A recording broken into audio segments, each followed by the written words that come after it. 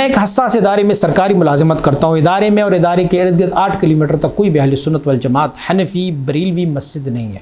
جہاں میں جماعت کے ساتھ نماز ادا کر سکوں. تو میرے لیے نماز با جمعہ کا کیا حکم ہے, نماز با جماعت کا کیا حکم ہے, اور فرض نمازوں کا کیا حکم ہے, اور رمضان میں نماز تراویح بھی شامل ہے تو اس کے لیے کیا حکم ہے. اچھا یہ سمجھ لیجئے گا کہ دیوبندی بھی 2 قسم کے,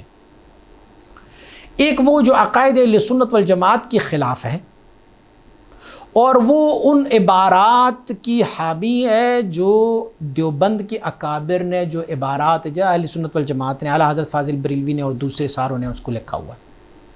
ان کی تائید اور حمایت کرتے ہیں,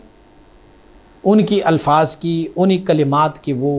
حمایت کرتے ہیں. تو ان کے پیچھے تو کوئی نماز نہیں ہے, ان کے پیچھے کوئی نماز نہیں. عقائد اہل سنت نداء رسول اللہ کے مخالف ہو, عرس کی مخالف ہو, میلاد شریف کے مخالف ہو, سماع الموتیٰ کے مخالف ہو, اور سماع القبور کے مخالف ہو, اہل سنت والجماعت کی جو عقائد و نظریات ہے اس کے مخالف ہو, چاہے جس نام سے بھی ہو, وہ دیوبند کے نام سے ہو, بریلوی کے نام سے ہو, کسی بھی نام سے ہو, اس کے پیچھے نماز نہیں ہے. اس سے بہتر یہ ہے کہ آپ اکیلے نماز پڑھیں, اور جمعے کے لیے آپ کو سفر کرنا ہوگا. 8 کلومیٹر تو کوئی زیادہ سفر نہیں ہے, جمعے کے لیے آپ کو سفر کرنا ہوگا. دوسری طرح ان لوگوں کا ایک اور بھی مسلک ہے, ایک وہ ہے جو عقیدہ اہل سنت والجماعت کے بالکل موافق ہے. وہ آراء سے مشائخ کرتے ہیں, خود بھی نداء رسول اللہ کہتے ہیں,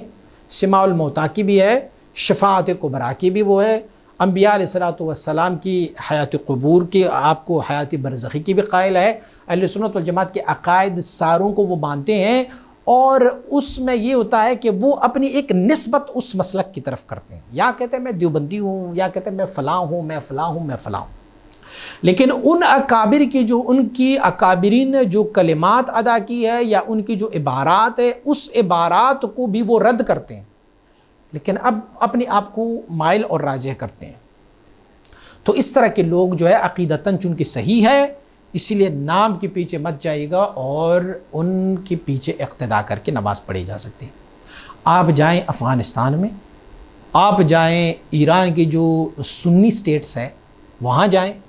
آپ جائیں ہماری KPK کی طرف, آپ جائیں بلوچستان کی طرف, وہاں پر ایسے بہت سارے لوگ ہیں جو کٹر قسم کے اہل سنت والجماعت ہیں, عقائد ان کی بالکل اہل سنت والجماعت کی بالکل موافق ہے,